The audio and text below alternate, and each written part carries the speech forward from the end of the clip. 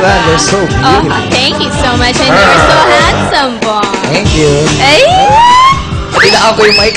Okay naman, tawagin natin mga hulados. Mr. Joe Hilario. Priscilla Mereles. Tato Jimenez. Gladys Reyes. And of course, Vice Ganda. My God. Magandang umaga sa inyo lahat, mga madlang people! Lahat ng mga kapamilya, napakaganda ng umaga ngayon, di ba? At para lalo nating maitama ang umaga, gusto ko pong ituwid ang isang pagkakamali. Okay, bigay niyo po sana ako ng pagkakataong maituwid ang isang pagkakamali ngayong oras na ito. Kahapon po kasi sa mga hindi nakapanood, nagkaroon po ng hindi kami pagkakapareho ng paniniwala ni Tado. Dahil sa kanyang paniniwala o sa kanyang nasabi na mabuti pang magnakaw kesa mamakla. Na sadyang hindi ko po talaga kayang tanggapin at ikinasama ng loob ko at ng loob ng napakaraming bakla at ng ibang tao sa Pilipinas, bakla man o hindi.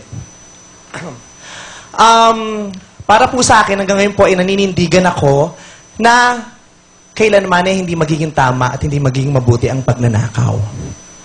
Gayunpaman, ako rin po ay nakagawa ng isang pagkakamali. Maaaring para sa akin po ay kasuklam-suklam ang binitawang pahayag ni Tado, ngunit hindi rin naman kahanga-hanga ang ginawa kong pagpapahayag ng aking damdamin kahapon dahil pinahayag ko ang aking paniniwala ng may kasamang galit at pagkapikon. At yung ugaling po yan ay sadyang kasuklam-suklam din at hindi kapuri-puri. Mga kapamilya, ako po ay marunong manindigan sa mga paniniwalang para sa akin ay tama. Ngunit alam ko rin naman po at alam kong tanggapin kung kailan ako nagkamali. Inaamin ko kahapon po ay nagkamali din ako dahil naging mapusok ako at nagpadala ako sa bugso ng aking emosyon. Kaya hayaan niyo po akong buong pusong humingi at buong pagpapakumbabang humingi ng paumanhin sa lahat ng mga manonood na hindi nagustuhan ng pangyayari kahapon. Sa inyo pong lahat, deserve niyo pong maging masaya kahapon at maaaring naka-apekto ako sa kasiyahan na yun. Patawarin niyo po ako. At gayon din kay Tado, nasaktan mo ng malalim ang damdamin ko. Ngunit alam kong nasaktan din naman kita sa mga ipinahayag ko, kaya hayaan mong humingi ako ng paumanhin sa iyo. Ang Showtime po ay nilikha upang magpasaya ng mga Pilipino. Tandaan natin yan. Kaya hindi maganda na nakikitang hindi tayo nagkakaunawaan, lalo na sa telebisyon. Diba?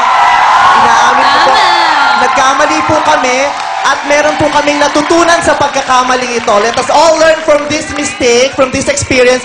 Peace, peace, peace tayo, Tado. Love, love, love. Love, love, love, love. Diba? Let us all welcome and appreciate and accept diversity and love one another. Nagkamali po kami.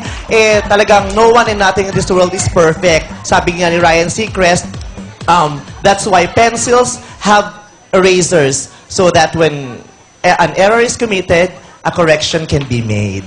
Diba? Let us all learn from this experience. Pasensya na po kayo. At mag-enjoy tayo the rest of the day. Ann and Bong! Thank you, Vice.